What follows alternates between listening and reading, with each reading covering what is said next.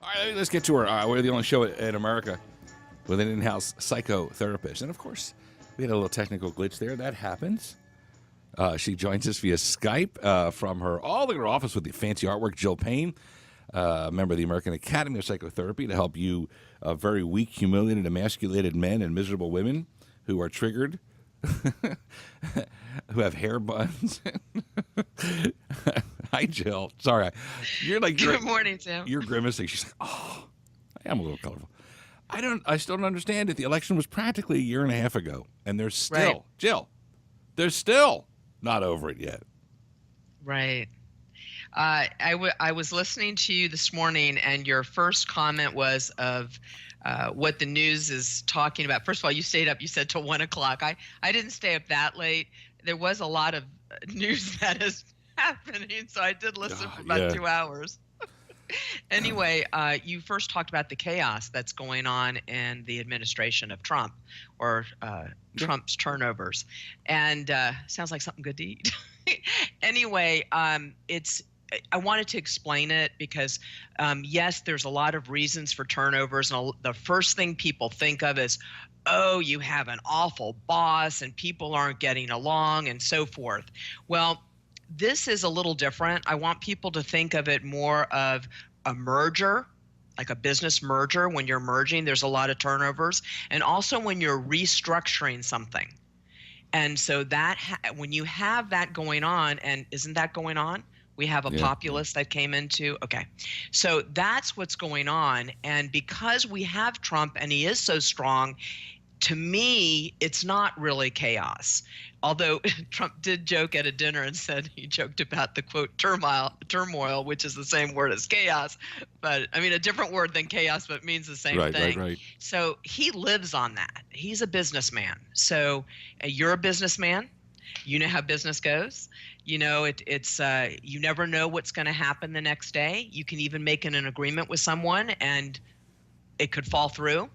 So that's his thought process. He has two thought processes, military and business. And of course, he is political, although he's not political. That's sort of a conundrum. So that's sort of, yeah, so that's what's going on. And so I thought that would be something good for people to understand. And then there was a lot of other things. If you want to talk about that, we can. Then there was the other thing with North Korea, and people are thinking Trump's meeting him, and you know, they underestimate Trump, which is really interesting. Don't you think that's interesting? Yeah. It's very interesting because Trump is the one that, I don't remember what speech it was, but didn't he talk about, he even said it, he sang it or something, the cold snake with the woman? Didn't he sing that? No, that might have been one of a dream. I don't know. No, I don't. Yeah, he said that.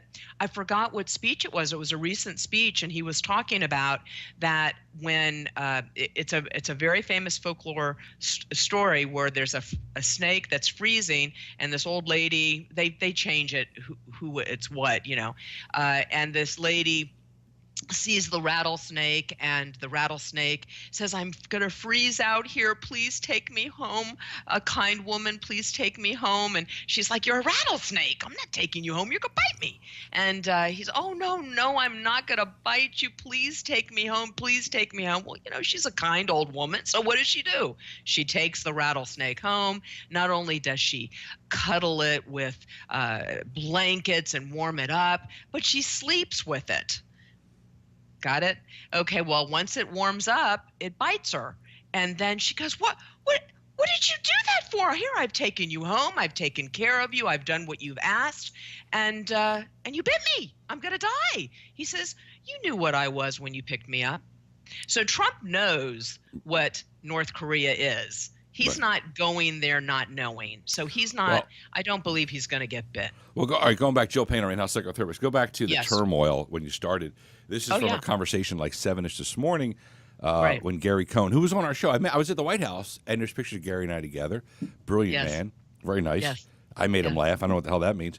And I said to JP, I was like, hey, if you were offered a position to work at the White House, would you take it? And JP said, absolutely. And he said to me, and I'm like, I might sit that one out.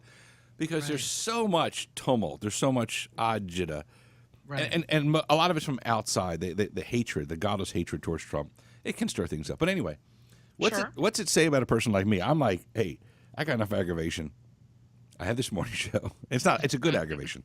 I have a morning show, and then I run this big media company. And we obviously were doing election work, and we make television commercials, radio ads. Right. We build the websites. We do the crisis communications. We write the speech. You know what I'm saying? Right. And I was like, I don't think I'd want to work for Trump. I love the guy. I admire him. But what's it say? Like, where I'm like, you know what? I'm cool because I could be in there for 3 months, 4 months. Right. And then they'll be, oh, you hired Malone. You know, he got thrown out of public schools. He's fighting. He's still fighting. He needs to go. Whatever. So I think JP, I think it was, you were talking with JP, right? Yeah. And he was saying it's all about a mindset. So your mindset is, I'm a boss. I like to be in control of my situation. And if I go in there, I'm going to lose the control that I have at this moment. Got it.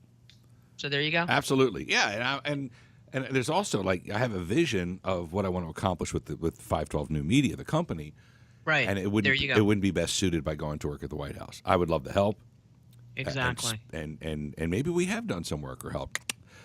But I wouldn't. So just an FYI, there's different ways to work with Trump. You don't need to be in his administration. So you may take a different route, which I'm watching you, and you're taking a different route where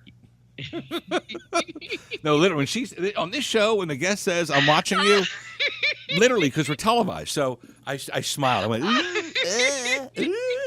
yeah. Well, you know how I say that you're going to get your national show. I'm watching.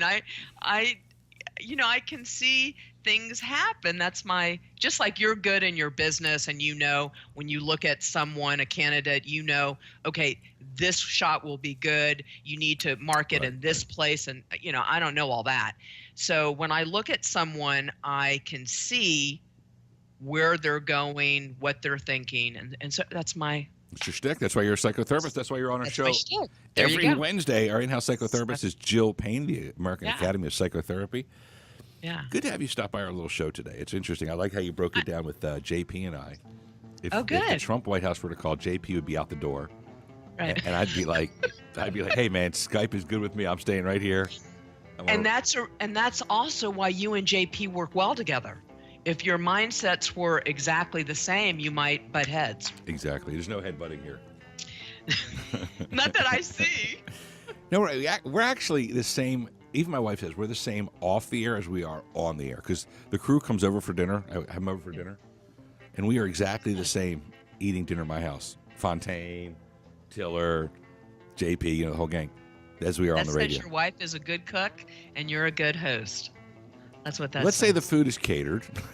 Oh.